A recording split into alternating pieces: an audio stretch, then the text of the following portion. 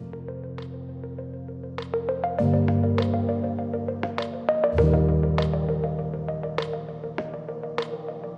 to another episode of the AI Forecast, proudly sponsored by the amazing folks at Cloudera. I'm your host, Paul Muller. Join me along with leading companies and industry experts as we explore the past, present and future of data and AI in the enterprise. Well, today we're going to take a look at one company's journey from startup to their first 1,000 customers and what it is they're doing with AI to help serve their enterprise customers.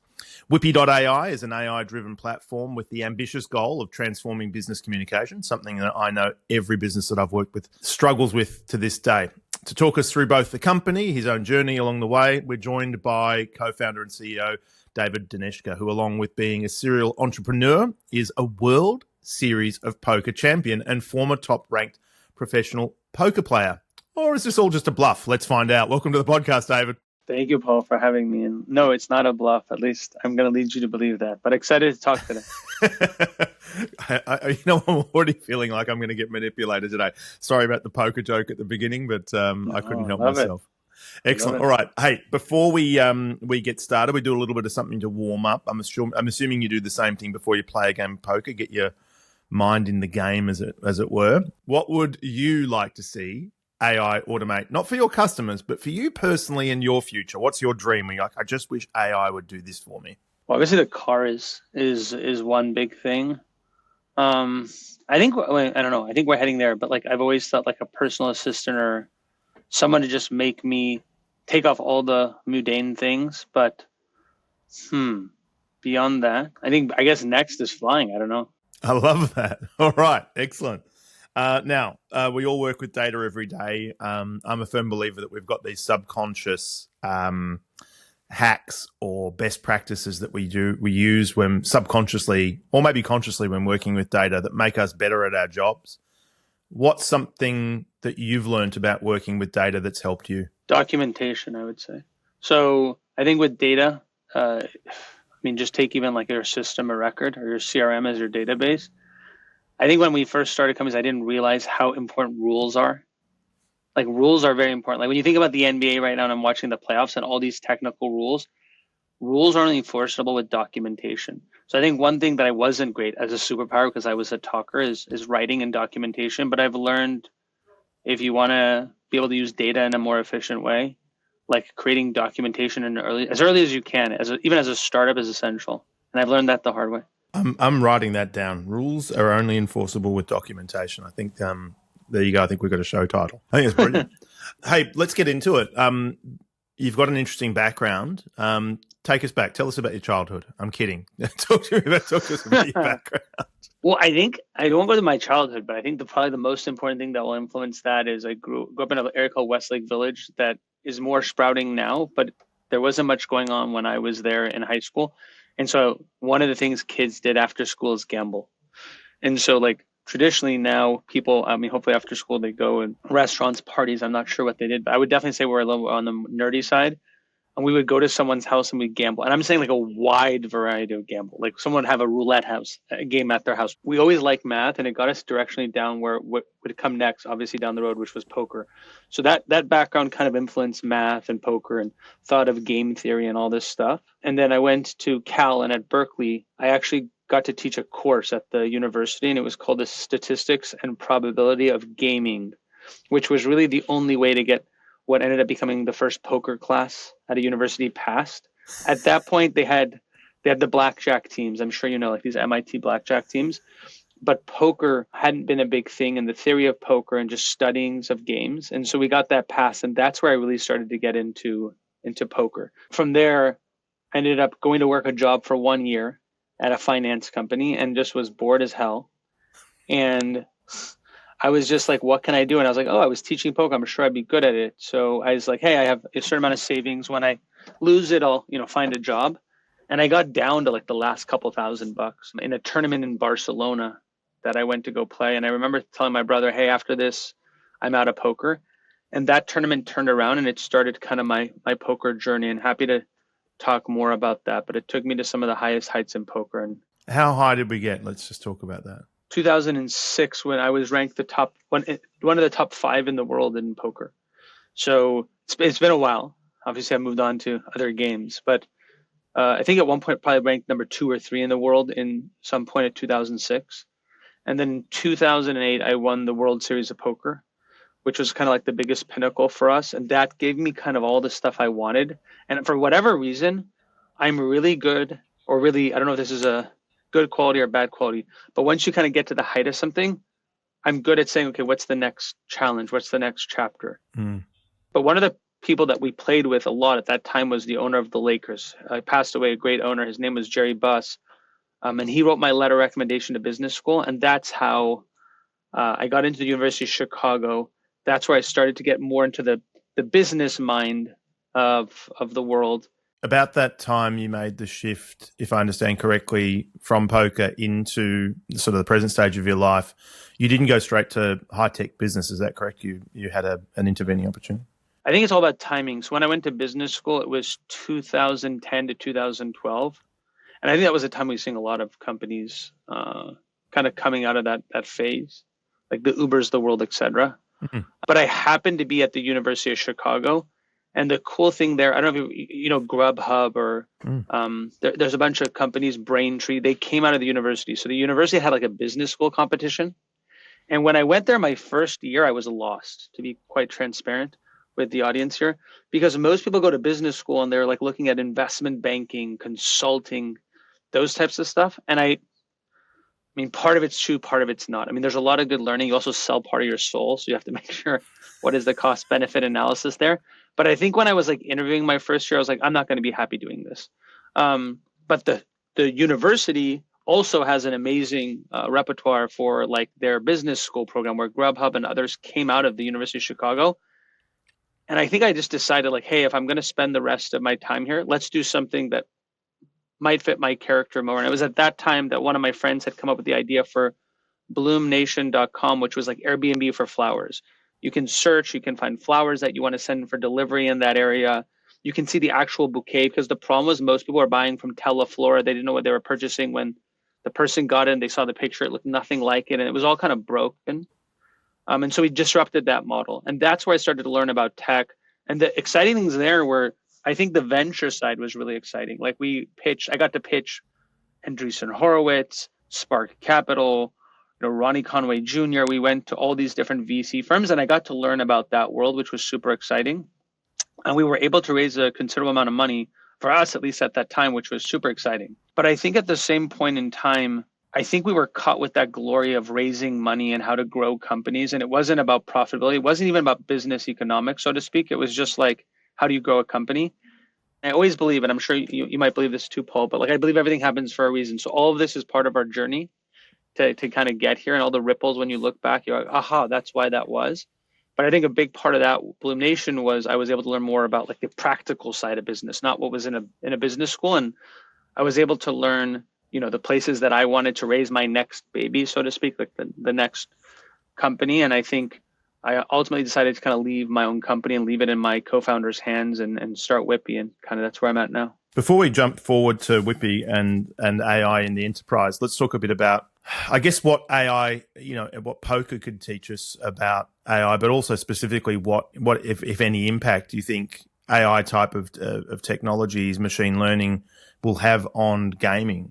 Is there? I guess both are very deeply rooted in statistics. Yeah. So let's talk about that. Let's shift to the discussion about the problem that you're trying to solve at Whippy. So characterize the problem and how you came upon even realizing the problem was there. I think some of the so like at BloomNation, and even with my dad, that's a gastroenterologist, there's a whole bunch of businesses. There's a couple of problems there. One, they're using like a whole bunch of different platforms, one for marketing, one for support, one for sales, and they don't speak to each other. Mm-hmm. So how can they technically enrich each other? How can they, I always say a person has 2 hands, 2 eyes, 2 legs, and they all have to function to be able to do all the things you need. You have to see, feel, touch. And the only way that we saw the world is like, you have to tap into all their touch points. So like you have to tap into like email and SMS and voice calls and all that stuff to be able to complete the low-hanging fruit of what a person might do, so that their time can be reallocated to do something more important.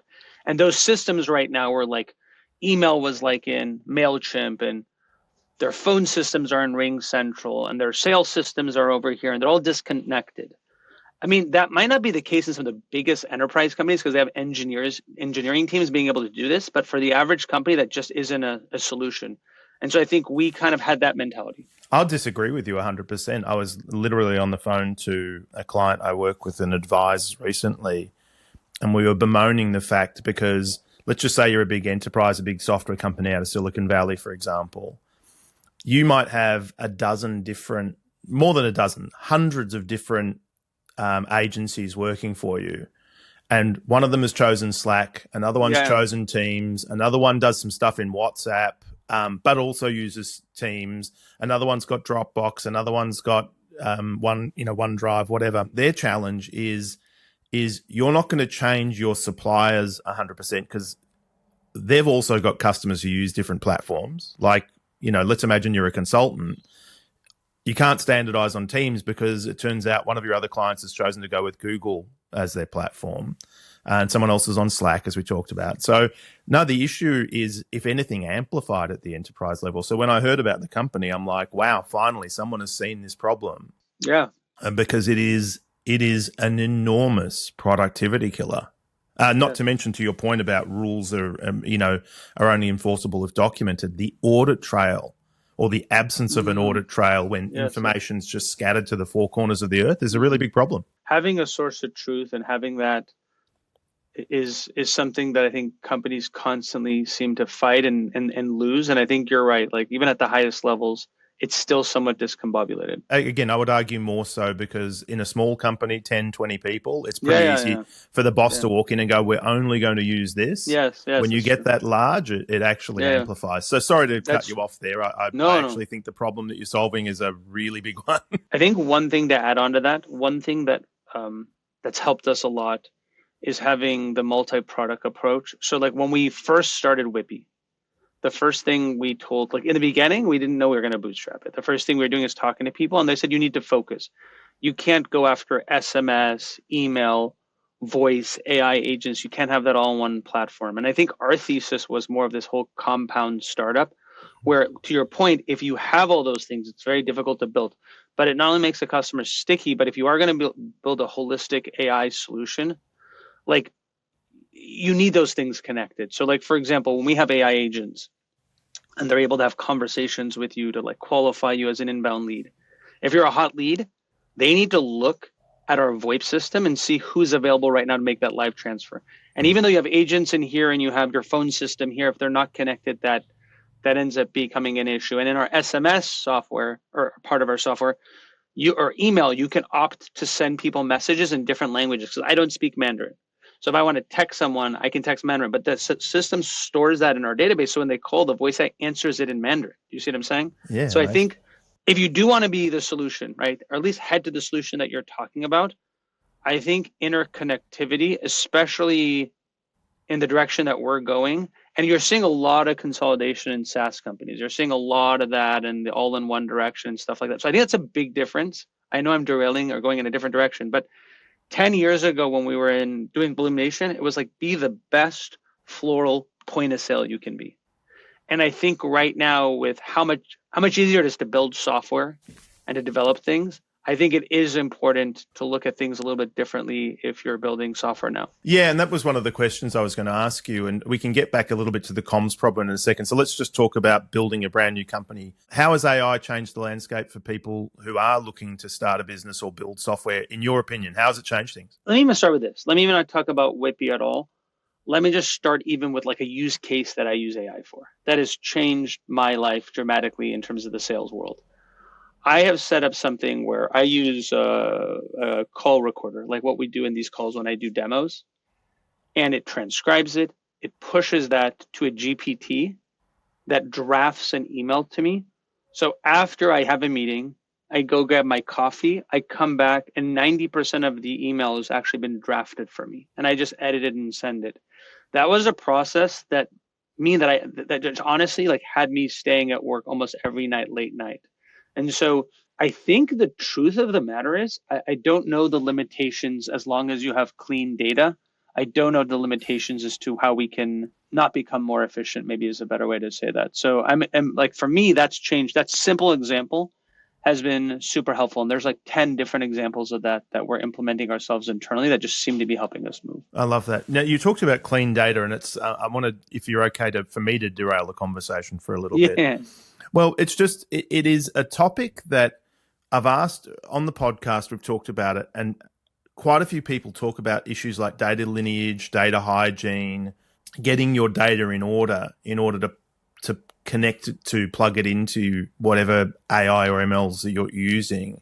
The people with real experience recognize the severity of getting that wrong, but it's not talked about a lot in the media. Everyone talks about the algorithms and all the cool things you can do with it, but very few people are really saying, hey, if you've got junk data, you've got a serious problem. I mean, how do you agree, and B, what are your thoughts on how we get more rigor into the system there? The first thing I ever heard in SaaS is like quality of data in is quality data out. So I think data hygiene is huge. I think going back to how do people like make sure that data hygiene, well, I come from a poker background, so I always think that like nothing happens without money. So if I was to give someone my own advice, I would say building incentives around those behaviors is really important. Like for an account executive, for example, at Whippy, just as just a totally different example, and a lead comes in, if your name is not on that lead and you don't have a documented data point, the lead doesn't go to you.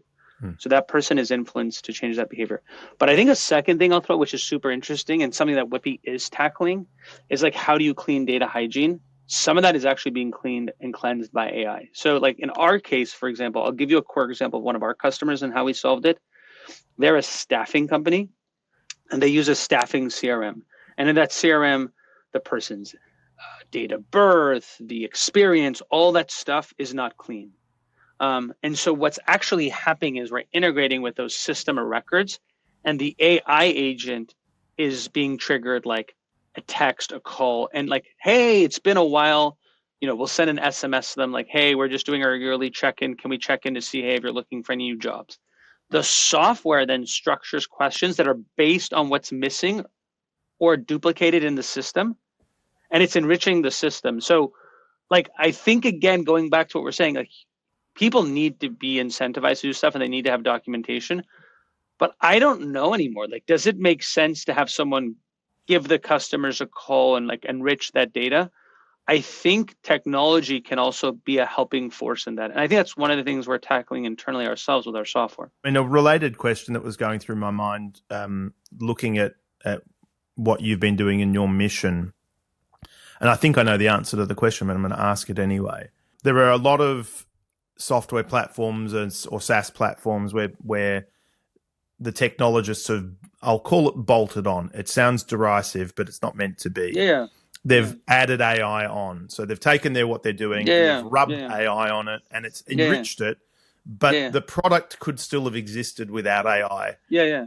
Something like what Whippy does, even possible without AI technology? So I think there's I'll give you two core examples where I use AI, where one I think is a core foundational product, and one is more like a bolt-on add-on that's not needed.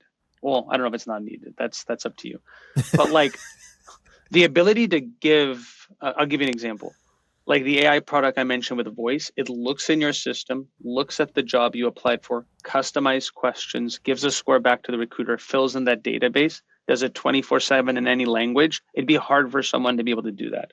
On the other side of the point, we have a messaging product where it can draft your next message, right?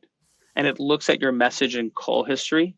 Like that is still AI. That is still using AI to look at like the VoIP call transcript and the messages that you sent and like predict your next response. But I think that product that we have there, which is super awesome, is more a nice to have than a have to have. Yeah. But the other example I told you is a core use case for AI. And I think it's important for us, or me as a CEO, to tell you that between even our own product, to look introspectively at my own product and say, hey, and both of them are super helpful. But would someone not use Whippy? Like if that interview AI or that call center AI or that after hours AI that's doing that stuff, like that would be a core reason why they would stop using Whippy if that stopped. You see what I'm saying? Or they couldn't live without it. I think that's the way that I would think about it. Where the other one is like, it would just be like a Oh, okay, whatever. And I think, I guess related to my question was, could you even have any of that functionality in your product if we didn't have AI-like capabilities? And the answer would be, to your point about translation from Mandarin to English, no. Yeah, no. I think all of those things, they're utilizing AI in one fashion or another. At a core level. At a core level. And I think the harder the problem we solve, and the bigger the ROI the problem we solve. If we're talking about enterprise companies, as I've started to sell enterprise companies, I've learned how important budgeting is and shifting and budgeting and how they think. Like I was used to it. Certainly is. When I came to small businesses, it's like, this is $500 a month, cool. Now you get into someone, this is 10 grand a month, 5 grand a month, 100K a year, 200K a year, whatever it is. It's all about like, I have this amount for budgeting. I have to pull it here. I have to push it there. So working in that world, that got me thinking like, hey, the real way you have to think about things is strategically different than how you have to deal with SMB businesses. Even like in procurement, I've learned a lot of stuff that I didn't know, a couple of years ago. But that means that AI that you're selling has to truly be core to convince them that they have to reallocate budget. Do you see what I'm saying? Oh, absolutely. Absolutely. I spent 20 years of my life selling enterprise software. I know exactly what you're talking about. It's like, I love your product, but come and see me again in 9 months' time. Why 9 months' time? Well, that's when the new financial year starts and I'll have money then. Yeah. You're like, I'd love to buy it now, but I can't. So let's talk a bit about automation. I'm curious because it feels like we're at peak automation at the moment. Everything seems to be, the computers are now doing everything for us. I think even your president of the United States recently said, everything is computer. As my kids used to say on long journeys, hey, Dad, are we there yet? I mean, are we at peak automation now, in your opinion, or is there a lot more innovation juice to be squeezed from the AI lemon? I have to assume there's a lot more. And I'll tell you why. Not speaking as someone who's in AI, but having seen other cycles of this type of stuff, like whether that's the internet. I was there in the beginning when I was using Prodigy and then American Online, right? Your phone, the fact that we went from, hey, it could make calls and emails to the fact you can do banking and run almost a full company on your phone. I think we've always seen that a technological shift, which I truly believe AI might be one of the biggest ones, but we've seen these paradigms, and I think we're just by history repeating itself. We have to be in the first inning, maybe even the first out, I would say. As you think about the problem of all of these silos of different data and communications, customer interactions, even I would argue inter-employee interactions, right? Mm-hmm. I mean, across all of these different systems, you talked about selling to bigger companies. Now, what size of company, what type of company do you think benefits most from being able to integrate communications using automation? I mean, I think it'd be all. I mean, I think that's a pretty open-ended question. I think everyone will, I think how they do that will be different. I think the one thing I can tell you about automation and AI that I constantly tell our sales team as we're kind of doing demos and selling it is you have to walk before you run. Buy-in is a very difficult thing. So if you go to a large company and you sell them all of our products and all our use cases, you're bound to lose, I would say. I've learned from like a implementation and sales perspective. By the way, in enterprises, it even makes it more complicated, right? Because then if you're selling a marketing use case and a sales use case, that is just, it's easier to get inside and then expand. So I think whether you're a small or large company, I think the bigger thing is identifying a pain and an actual real pain point that is low hanging fruit and getting it inside the platform. And then slowly from there, like, I think growing within the company. So I don't know if I have an answer in terms of like, I don't think there's any size company that can't use more automation. Let me change the question then. Sorry. Yeah. Is there then, so that's a fair answer. Is there a particular use case or a particular function? So you might go, you know what, legal could benefit from it a lot, or sales or marketing. Is there a particular? I think right now I would push for, if I had to bet on like where we're in the first inning, I'd put more support over sales. I always say, like, again, a new product in ours in the world is kind of like the voice AI world, where AI is actually able to talk to you. Yeah. Like, so some companies are doing really well. I would say we're classified as one of those companies that's doing very well with the voice AI, and some companies aren't. I think that's partly software, partly use case. So if you need something, you're willing to talk to AI. So if you apply for a job, a forklift driver job at some industrial company, and you're needing money, right? If someone texts you and says, talk to an AI recruiter, you're glad to. Do you see what I'm saying? If you need to schedule for a doctor tomorrow because of availability and you have a pain, physical pain, or your dog needs to see a vet, you're gladly going to do that. So I think from the support side, we're seeing that be huge wins. I think on the sales side, I mean, I have my own opinions on where AI is helpful and not helpful in sales, but I think sometimes people might be betting the farm on stuff. I hear them all the time. And like the whole sales AI full robust agent, I don't think those retention numbers from those companies are doing as well. Like just calling someone up and selling them a Tesla or whatever that is. I think that is, I think that is, there is going to be some, and I think going back to your question about being in the first inning, we might get to that point soon. But when our customers talk to AI, they know it's AI. I think that's actually really helpful, to know that, because I've called a call center recently and it was interesting that they'd inserted an AI chat tool that would insert human affectations like ums and ahs and so forth to make it seem more real. And I'm like, why are you pretending? Like, this is actually irritating. I can see through it. Yeah, that is. And I'd rather it go, hey, I'm a AI. And I think call centers are a great example, by the way, of like a good use case. Like a call center where someone's doing intake, right? A lot of call centers are used to do like intake. Yeah. That is a good use case, I think, for voice AI, because the person that's doing intake, I was in an accident, I have an issue, I need to see a doctor, whatever that is, like they're expressing interest. I mean, honestly, I just view it as a much, much, much better version than a form, right?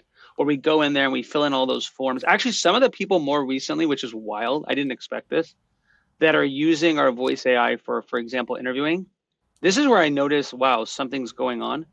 I talked to one of them recently and she said that even though when people come in, they're still told to scan the QR code and call the agent, even though they're sitting 20 feet away. And I was like, wow, that is kind of efficiency at its max. So I think, again, that's where I think support versus sales. I do see a lot of sales use cases where AI is helping. I just cited one myself, right? The ability to do that post email. There's a lot of efficiency that I think AI is doing behind the hood where people don't know it's AI. But I think to have an AI SDR, AI call agent right now making calls, I don't know if we're there yet. And I think there will be a time where it's as efficient as probably where it needs to be. So let's go with the counter example. So if you remember that we went back to AOL, you went back to Prodigy. So I'm going to go back there with you. Okay. Yes, we introduced the internet. Marketers, salespeople went, ooh, internet advertising. We can start to micro-target. We can start to do personalized inserts and all of this sort of stuff. We were doing digital advertising. About a nanosecond later, ad blockers were invented to block the digital advertising. Do you see a situation where companies will be building AI tools to detect and block things like AI sales calls and that sort of outreach? I mean, do I think they will? Yes, I do. Because wherever there's money to be made and there's a pain, someone will go. Yep. I think one basic example that's not the same, but I remember I called one of my good friends and former employees a couple of weeks ago, and it was an AI agent that picked up the phone and tried to ask to say my name and stuff to actually see if I was a robo. I mean, that's a little bit different. That was a robocall. Yeah, it's similar though. It's just going back to what I said in the beginning. If you identify a pain, I mean, that's wild, right? To think about. We have an AI agent calling, an AI agent defending. And it's like a soccer team in the real world on steroids. It's wild to think about that. But I think to answer your question, I mean, probably yes. All right. Well, look, this has been a super conversation. I'm really excited to see where do you think enterprise comms is going to go next? What's your take on this? What are you the guys excited about in terms of the kind of the medium to longer term possibilities for enterprise comms? Yeah. I think the shorter term, as you said, is just consolidation of different platforms and them speaking to each other. And I do think long term, I think reallocation of actual material headcount is going to be kind of a metric that we're going to see shift quite a bit. I think for an enterprise company, when you're looking at your P&L and your forecasting and you're looking at that stuff, that is game changing. I think it's inevitable. So that's why at Whippy, when you say what is it, we don't think it's going to happen. It's who is actually going to execute and be that person or those group of companies that deliver on that. And we just want to put our best foot forward and cast our vote in consideration there. And from then on out, it's all about execution, Paul. Wrapping up a bit, are there any lessons from your poker days that apply to how you think about your work as a technology CEO? So many I could go through, but I think first and foremost, like I'll actually say like short-term wins and long-term results. Like when you play poker, I think the best way to think about poker is it is the best player in the long term that wins, but you still win and lose every day. But they're able to think about medium to long term better. So like an example is like if you're going to win X dollars every year, you know some days you're going to win or lose, and it doesn't derail you. You don't get emotional. And I think that's called tilt in poker. And I think sometimes in businesses, I've seen great managers, but then all of a sudden something goes wrong or a customer sends an email. And I do this too. I'm quote unquote human, right, in this world. But like, I think practicing to just not be derailed off of that, because in poker, that's called tilt. And when someone got tilty, the sharks came in because they knew they were going to give their chips away. Mm-hmm. And I think the same thing happens in business. We have to do better at controlling our emotions and trying to look long term, right? So I think that's one big thing that I learned. And I think a second thing is just small, is just what I was telling you. Like I wish at poker I was in some of the biggest games ever. I was just there to make money. A couple of times I made great friends. One of them was Jerry Buss. But I think relationships and just knowing good people and like what that can do to open doors is still something that AI can't augment, that AI can't replace. And I think still maintaining high touch with customers is something that you need to continue to do if you're selling enterprise companies. I think still, even though you're selling amazing software, still handshakes and FaceTime and stuff can't be replaced.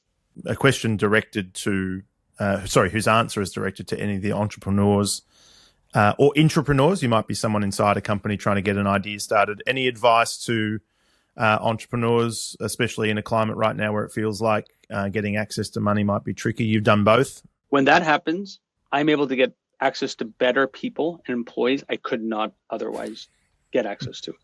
When that happens, I'm able to have a conversation with people on shifting headcount for AI. Why?